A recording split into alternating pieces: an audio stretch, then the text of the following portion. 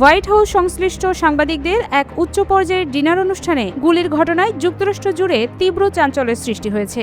ধারণা করা হচ্ছে ওয়াশিংটন ডিসিতে অনুষ্ঠিত ওই আয়োজনে মার্কিন প্রেসিডেন্ট ডোনাল্ড ট্রাম্পই হামলাকারীর মূল লক্ষ্য ছিলেন। এছাড়াও সেখানে শীর্ষ সরকারি কর্মকর্তা এবং শত শত সাংবাদিক উপস্থিত ছিলেন। ঘটনার সময় নিরাপত্তা বাহিনীর দ্রুত ও সমন্বিত পদক্ষেপে বড় ধরনের প্রাণহানি এড়ানো সম্ভব হয়। যুক্তরাষ্ট্রের ভারপ্রাপ্ত অ্যাটর্নি জেনারেল টড ব্ল্যান্স জানিয়েছেন, সন্দেহভাজন ব্যক্তি ক্যালিফোর্নিয়া থেকে ট্রেনে করে শিকাগো হয়ে ওয়াশিংটন ডিসিতে আসে। পরে শনিবার রাতে ডিনার অনুষ্ঠানের ভেন্যুর কাছাকাছি এলাকায় গুলি চালানোর চেষ্টা করে। পরিস্থিতি বুঝতে পেরে সিক্রেট সার্ভিস সদস্যরা দ্রুত হস্তক্ষেপ করে এবং সন্দেহভাজন ব্যক্তিকে আটক করে। তদন্তকারীরা এখনও আনুষ্ঠানিকভাবে অভিযুক্তের নাম প্রকাশ করেননি, তবে একাধিক মার্কিন গণমাধ্যম তাকে 31 বছর বয়সী কোল টমাস অ্যালেন হিসেবে শনাক্ত করেছে, যিনি ক্যালিফোর্নিয়ার টরেন্স এলাকার বাসিন্দা। ঘটনার সময় তিনি হিলটন হোটেলের নিরাপত্তা বলয়ের ভেতরের অংশে প্রবেশের চেষ্টা করেছিলেন বলে জানা গেছে। সামাজিক মাধ্যমে পাওয়া তথ্য অনুযায়ী অভিযুক্ত ব্যক্তি কোল টমাস অ্যালেন উচ্চশিক্ষিত ছিলেন। তিনি কম্পিউটার বিজ্ঞান ও মেকানিক্যাল ইঞ্জিনিয়ারিংয়ে একাধিক ডিগ্রি অর্জন করেন। জানা গেছে তিনি ক্যালিফোর্নিয়া ইনস্টিটিউট অব টেকনোলজি থেকে পড়াশোনা শেষ করেন এবং পরবর্তীতে ক্যালিফোর্নিয়া স্টেট ইউনিভার্সিটি থেকে কম্পিউটার সায়েন্সে স্নাতকোত্তর ডিগ্রি নেন। পেশাগত জীবনে তিনি নিজেকে মেকানিক্যাল ইঞ্জিনিয়ার, গেম ডেভেলপার এবং শিক্ষক হিসেবে পরিচয় দিতেন বলে তার অনলাইন প্রোফাইল থেকে জানা যায়। সহকর্মীদের ভাষ্য অনুযায়ী তিনি স্বভাবে শান্ত ও ভদ্র ছিলেন, তবে সাম্প্রতিক সময়ে তার আচরণে পরিবর্তনের ইঙ্গিত পাওয়া গেছে বলে দাবি করা হচ্ছে।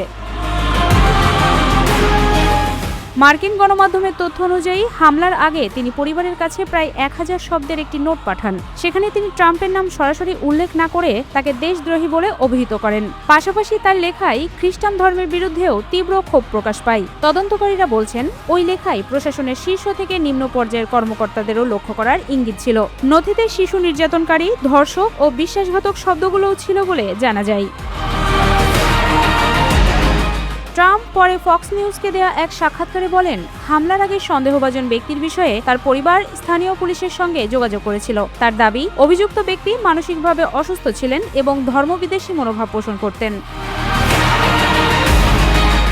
তদন্তে আরও জানা গেছে, হামলায় ব্যবহৃত 2টি আগ্নেয়াস্ত্র তিনি গত কয়েক বছরের মধ্যে আইনগতভাবে কিনেছিলেন। টড ব্ল্যান্স এনবিসিকে বলেন, তদন্তকারীদের ধারণা অনুযায়ী তিনি প্রশাসনের কর্মকর্তাদের লক্ষ্য করেছিলেন এবং ট্রাম্প তার তালিকার শীর্ষে ছিলেন।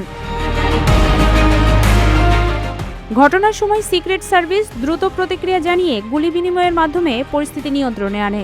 এক ফেডারেল এজেন্ট গুলিবিদ্ধ হলেও তার বুলেট প্রুফ ভেস্ট তাকে রক্ষা করে। পরে সন্দেহভাজনকে জীবিত অবস্থায় আটক করে হাসপাতালে নেওয়া হয়।